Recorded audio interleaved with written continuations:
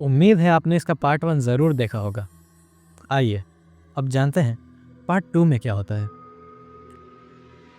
जिस दिन उस लड़की ने रोशन को अपने घर बुलाया था, उस दिन वो काले रंग की साड़ी और बड़ी काली बिंदी लगा कर आई थी। वो रोशन को उस दिन भी पार्क में ही मिली और अपने साथ उसको अपने घर ले गई। रास्ते में उसके घर के अंदर जाने से पहले रोशन ने शैलेश को अपना लोकेशन सेंड किया और मैसेज किया कि तू 2:30 बजे तक अपना स्कूटी लेकर यहाँ आ जाना, और घर के अंदर चला गया।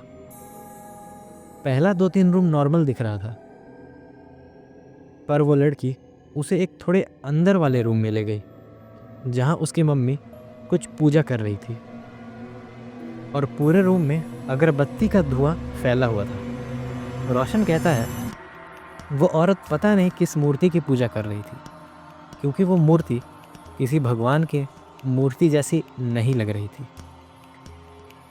उस औरत ने कहा, तुम आए हो तो दोपहर का खाना खा कर जाना, बस कुछ ही देर में ये पूजा ख़त्म हो जाएगी।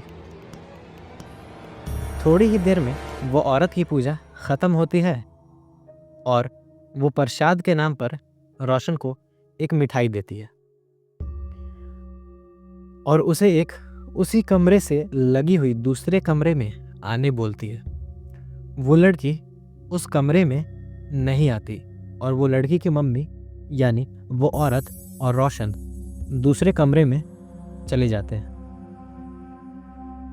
जहां वो औरत एक और पूजा जैसी क्रिया की सामग्री या सजावट जमीन पर रखी थी। रोशन को वो वहीं बैठने बोलती है और खुद भी बैठ जाती है। धुआं के कारण रोशन को सिर्फ वहां जलती हुई दिया ही अच्छे से दिख पा रही थी, और चीज़ों को देखने के लिए उसे बहुत ध्यान से देखना पड़ रहा था। शायद उस औरत ने मिठाई में कुछ मिलाया हुआ था, क्योंकि धीरे धीरे रोशन का शरीर जैसे जाम होना शुरू हो गया था।